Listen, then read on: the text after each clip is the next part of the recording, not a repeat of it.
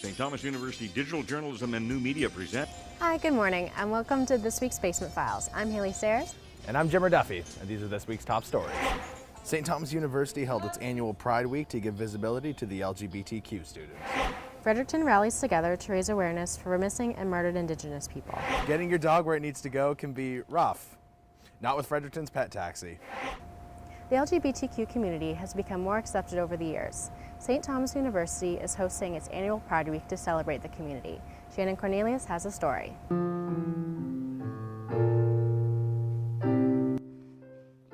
LGBTQ groups have become common at universities in Canada and even some high schools.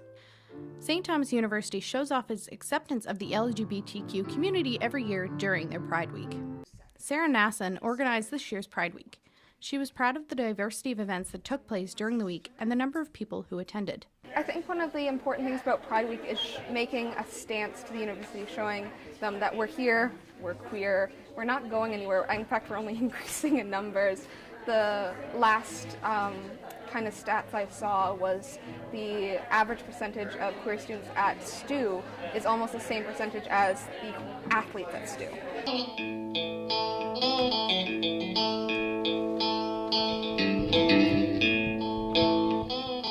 LGBTQ communities across Canada have been trying to increase their visibility in Canada over the past few years.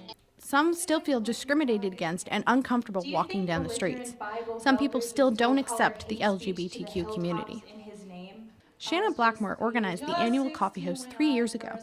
She was happy to see the number of people who attended this year. She said the year she organized it, there were far fewer people. I courted with a pretty girl, 'twas her caused me to roam. For I'm a river driver and I'm far away from home. She believes this is an important event because it helps bring support to the group and brings light to their presence on campus. Get drunk whenever I'm ready. I find that in events such as these, we have people showing their support. We have friends who may not necessarily be within the community, but they're allies, or they have friends who are within the community and they come out and they show their support, and then they're at other events. And it's sort of nice to have like that integration of people who are in the community themselves and those who support the community. LGBTQ communities across Canada hope that university events like Pride Week help show fellow students that they too are people and help bring light to their situation. For St. Thomas Journalism, I'm Shannon Cornelius. The cooler season has arrived and the last thing people are thinking about is summer camp. But with students back at the grind, sometimes remembering the good old days of summer camp is just what they need. Cassidy Chisholm has the story. Among the pine trees and the summer heat, Camp Wiggisiggum sat quietly next to the Salmon River in anticipation of a week of campfires, swimming, games, and camp songs. However, the camp didn't stay quiet for long. As campers started to arrive, the cabins came alive with the sound of children's laughter and excited chanting. Camp Wiggisiggum is open to children's ages 6 to 17, with many campers eventually becoming counselors before graduating high school. Lucy Pilmer, a local grade 12 student, is a camp counselor at Camp Wiggisiggum, the place where she spent most of her childhood summers. Camp Wiggisiggum for the kids is a safe place where they can hang out with their friends and they can go swimming and canoeing. And they get to sing songs and have campfires. And sometimes they even get to go pranking. Camp Wiggisiggum opened over 90 years ago, providing children from across the province a place to vacation next to the water, while also learning valuable lessons. Betty Jean Friedman is the camp coordinator and also an ordained minister. Friedman's goal is to teach the children lessons from the Bible, while also creating a safe place for the children to enjoy themselves. A lot of the children, some of them don't have summer vacations at all.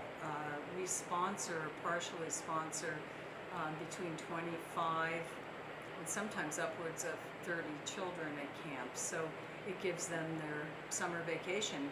Camp Wiggisiggum offers campers a chance to have fun outdoors while also learning about Christianity, social skills, and independence, all within 1 week during the summer. Although most students are back to class, the thoughts of summer camp remain, with excitement for another summer of fun at Camp Wiggisiggum.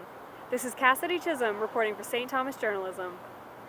Summer in Fredericton lasted longer than expected this year, or so it seems. Summer changed to fall at its usual time, but weather didn't seem to follow. Lauren Hoyt has a story. The first day of fall this year was September 22nd, but in Fredericton, New Brunswick, the changing season brought record-breaking heat. Temperatures in the final week of September were the hottest they've been since 1958. A season where people usually begin to bundle up, this fall, doors were propped open, air conditioners were on full blast, and students were studying under the sun. Jerry-Faye Flatt is a St. Thomas student who was feeling the heat before things finally cooled down. I don't know why it's been so hot. I mean, it's the end of September. But today it's pretty good. The breeze is blowing and it's really nice and cool out. And yeah, there's the breeze right now. And as you can see, I'm wearing a t-shirt and jeans and not dying of heat like I have been the past few days. Fall is more than just a season. To many, it signifies big changes. Fall is when you break out the cozy sweaters, douse yourself in fall scents, and drink anything and everything pumpkin spice flavored, even alcohol.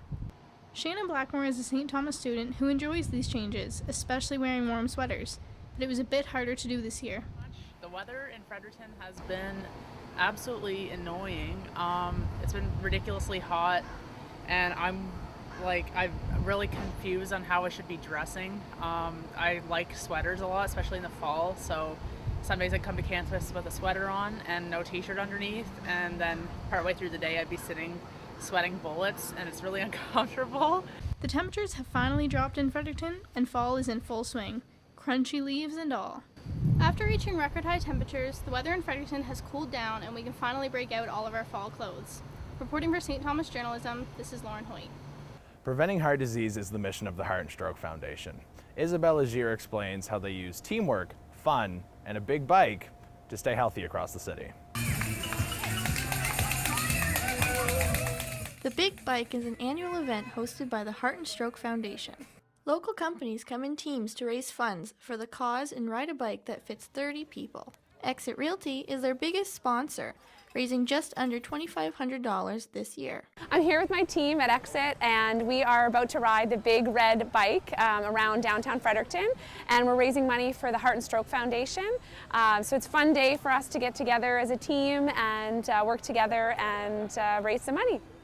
By promoting healthy habits and raising awareness of possible health threats, the purpose of this charity event is to prevent health disease. An estimated 1.6 million Canadians are living with a heart disease. This issue is becoming more and more serious and needs to be prevented for later generations. We are very excited. Yeah, we came here thinking it was a race, but apparently it's a team effort. So we'll take our time, we'll pedal through town, and it's a beautiful day for it. After a 20-minute bike ride, teams received healthy snacks and their kids were free to play on the big bike.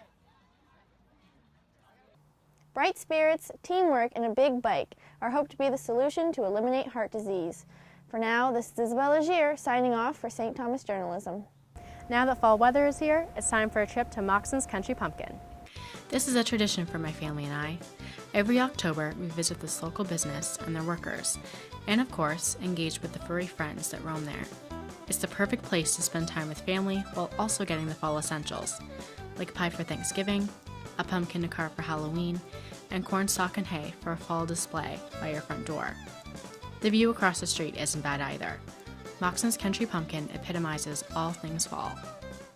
This week, the Sisters in Spirit Vigil took place in Fredericton.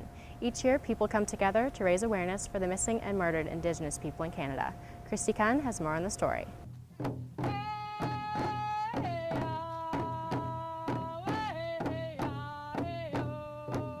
The Sisters in Spirit Vigil takes place at Mary's First Nation Culture Center every year on October 1st.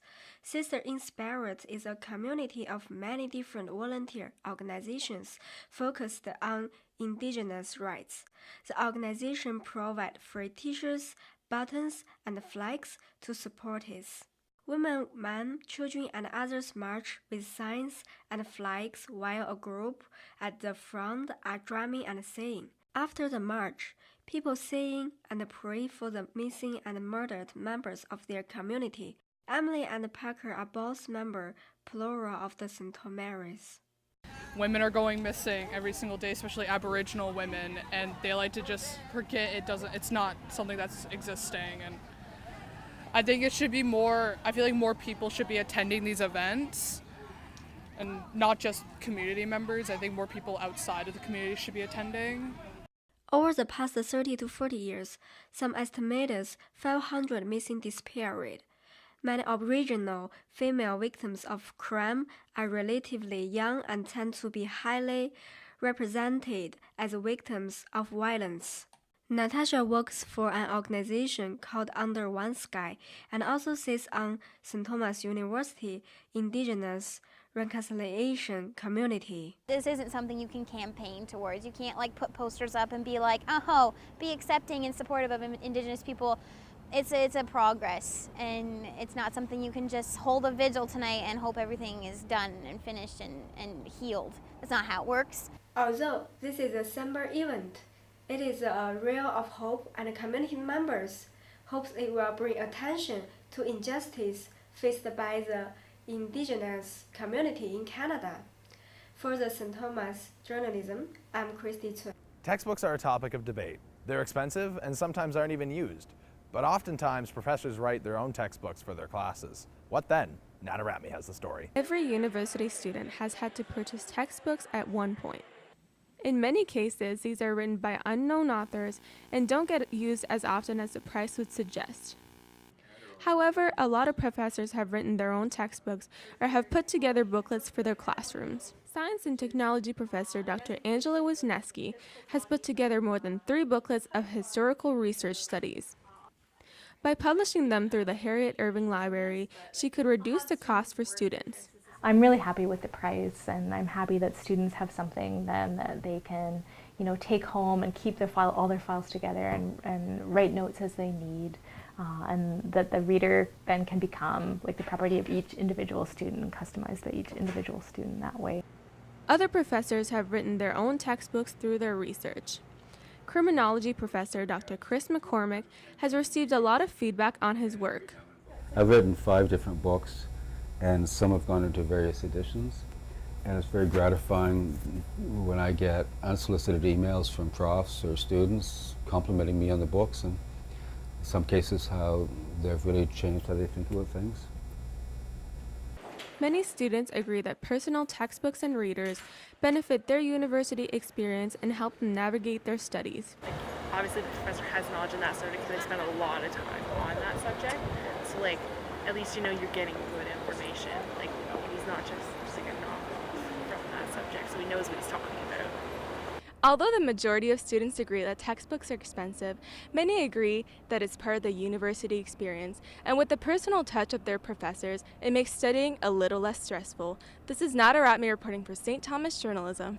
Who's ready for chili walks, s'mores, and pumpkin spice everything?